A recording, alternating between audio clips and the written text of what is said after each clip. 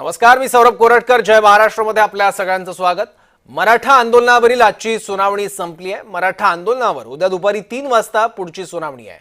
जरांगेंच्या आंदोलनाविरुद्ध याचिकेवर उद्या सुनावणी होणार आहे. आंदोलकांकडून आदेशाचं पालन झालं की नाही हे उद्या सांगा. मुंबई हायकोर्टाच्या सरकारला सूचना.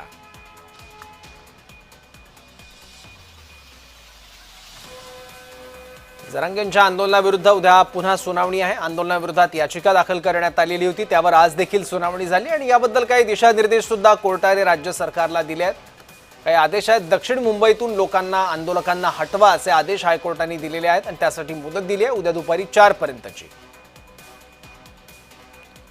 दरम्यान या संदर्भात जरांगेंचे वकील ॲडव्होकेट पिंगळे यांनी माध्यमांसमोर काय प्रतिक्रिया दिली ते आपल्याला बघायचं आहे, पण त्यापूर्वी इतर काही प्रतिक्रिया बघूयात.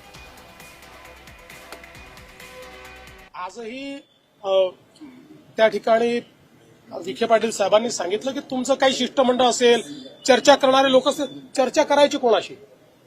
माईकवर चर्चा करा, अशी चर्चा होते का मला सांगा. तरी आम्ही आपलं त्यांच्याकडनं काही आलं तर आम्ही त्याच्यावर प्रयत्न करतो. त्यांनी एक निवेदन दिलं, त्या निवेदनातनं काय मार्ग निघू शकतो ते आम्ही बघतो.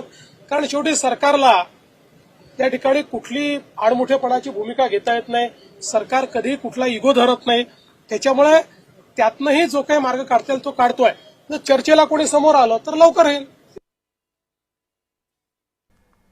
तर जरांगेंचे वकील ॲडव्होकेट पिंगळे यांनी काय म्हटलं ते पाहूयात.